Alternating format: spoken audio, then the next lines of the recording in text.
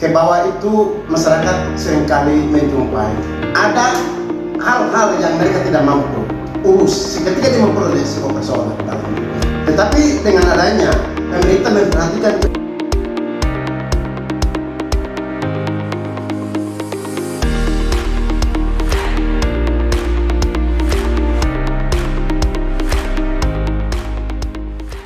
Halo Bapak Ibu dong, salam for Papeda.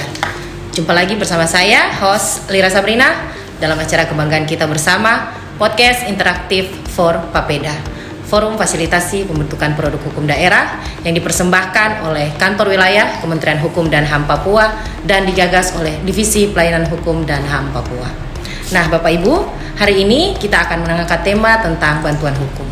Untuk itu, saya telah hadirkan bersama-sama dengan saya kedua narasumber berbeda. Yang pertama, narasumber kita dari lingkungan Kantor Wilayah Kementerian Hukum dan HAM Papua, ada Bapak Nus Gobay SH selaku Jabatan Fungsional Penyuluh Muda pada Kantor Wilayah Kementerian Hukum dan HAM Papua, dan narasumber kita yang kedua ada Bapak Edi Amoye SH selaku perwakilan dari Organisasi Bantuan Hukum OBH Papua Justice dan Peace.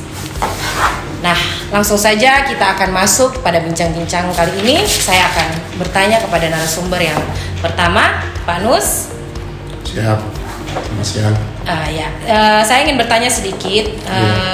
Menurut Bapak itu, bagaimana pandangan Bapak tentang bantuan hukum yang diatur dalam Undang-Undang Nomor 16 Tahun 2011? Baik, selamat siang para pemirsa. Selamat menyaksikan acara podcast bersama Kementerian Hukum dan HAM Papua. Berbicara tentang bantuan hukum merupakan sebuah tanggung jawab pemerintah dalam rangka memberikan pemenuhan hak asasi manusia di bidang mendapatkan sebuah keadilan dan kepastian hukum dalam kehidupan bermasyarakat yang mempunyai persoalan-persoalan, masalah-masalah yang dihadapi. Sebelum bantuan hukum hadir tahun 2011, ke bawah itu masyarakat seringkali menjumpai ada hal-hal yang mereka tidak mampu urus ketika dia memperoleh sebuah persoalan dalam hidupnya. Tetapi dengan adanya pemerintah memperhatikan kebutuhan masyarakat Indonesia dalam rangka memenuhi kebutuhan pemenuhan kepastian hukum dan keadilan hukum, dengan hadirnya Undang-Undang Nomor 11 tahun Undang-Undang Nomor 16 tahun 2011, maka hak itu sebagian masyarakat Indonesia hari ini, tapi juga khusus untuk Papua, sedang merasakan keberpihakan pemerintah dalam hal mendapatkan bantuan hukum gratis. Yang dimaksud dengan bantuan hukum dalam Undang-Undang Nomor 16 tahun 2011 adalah jasa hukum yang diberikan oleh pemberi bantuan hukum kepada masyarakat secara cuma-cuma. Barangkali itu. Baik Bapak. Cuma-cuma berarti dalam artian gratis, tidak dipungut biaya sama sekali ya? Iya, cuma-cuma itu sangat gratis. Siap. Sangat gratis. Saya lanjut ke pertanyaan yang selanjutnya. Kira-kira bagaimana cara memperoleh bantuan hukum itu sendiri, Pak? Ya, dalam undang-undang ada mekanisme prosedur yang diatur bagaimana cara mendapatkan bantuan hukum secara gratis. Jadi, kalau masyarakat ingin mendapatkan bantuan hukum gratis seketika Anda mempunyai persoalan hukum, maka ada Kementerian Hukum dan HAM itu bekerja sama dengan lembaga bantuan hukum yang diberi kewenangan oleh negara untuk melaksanakan amanat undang-undang ini.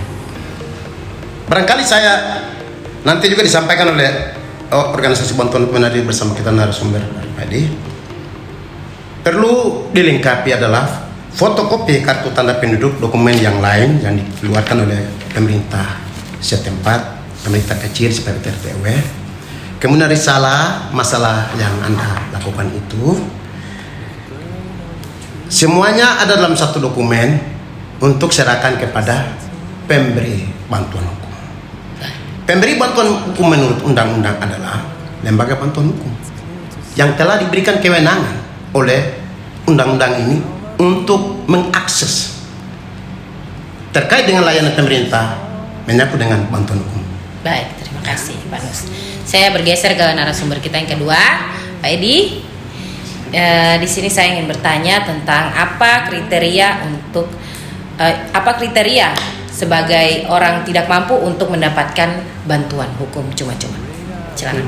Baik, terima kasih Ibu narasumber yang sudah berikan kesempatan untuk saya menyampaikan sesuatu. Di dalam undang-undang itu sudah jelas bahwa pemerintah berkewajiban untuk memberikan bantuan hukum secara cuma-cuma bagi masyarakat yang tidak mampu. Untuk masyarakat yang tidak mampu, ya harus tentunya beberapa kriteria yang harus dipenuhi. Salah satunya KTP, surat tidak mampu dari lurah.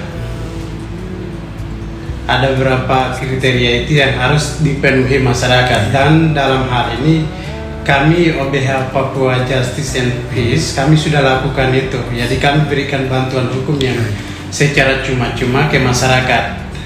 Karena apa? Kami berikan itu ke masyarakat, aktif hukum ke masyarakat secara cuma-cuma agar masyarakat puas dengan pelayanan pemerintah selama ini melalui OBH yang ada. Mungkin begitu. Siap, terima kasih. Saya ingin bertanya lebih lanjut lagi, mungkin sejauh mana kendala yang telah dialami atau ditemui selama ini oleh organisasi bantuan hukum Papua Justice and Peace dalam mewujudkan keadilan bagi masyarakat kurang mampu? Selama ini kendala yang kami hadapi di lapangan, ini kan masyarakat kan tidak semuanya paham tentang kriteria untuk memenuhi bantuan hukum yang secara cuma-cuma yang pemerintah berikan ini. Jadi misalnya, jadi kami harus hubungi kepala desa. Misalnya saya ambil contoh di Kabupaten Kerom. Jadi masyarakat di sana kan kadang ada yang paham tentang hukum, ada yang tidak kurang paham. Iya. Jadi bagaimana caranya untuk kita menghubungi pihak keluarga untuk mengurus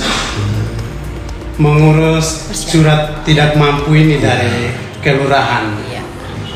Rupanya di sana itu masyarakat kurang paham. Akhirnya kami dari OBH Papua Justice and Peace kami berusaha bagaimana supaya tidak semua itu kita bebankan ke masyarakat.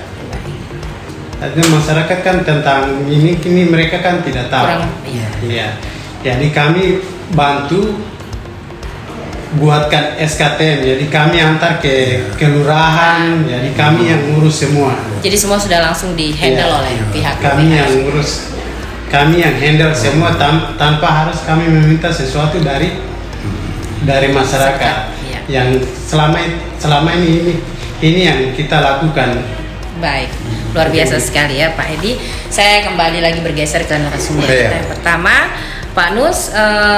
Saat ini sejauh mana program bantuan hukum ini telah disosialisasikan oleh kantor wilayah Kementerian Hukum dan HAM Papua kepada masyarakat? Baik, terima kasih. Terkait dengan sosialisasi itu ada dua hal. Pertama, langsung institusi yang dibidangi oleh Pak Eto Perawar, sesuai kemampuan kantor wilayah, ketersediaan anggaran yang ada, kami sudah lakukan sosialisasi penyuluhan hukum langsung, tidak langsung, kemudian penyuluhan hukum dan elektronik, media, itu kami sudah lakukan menyangkut sosialisasi. Tapi terlepas dari TUSI, saya sebagai penyuluh hukum juga diberikan oleh pemerintah Permenkumham nomor 64 tahun 2016 tentang standar kompetensi jabatan penyuluh hukum. Itu diberikan ruang kebebasan yang absolut.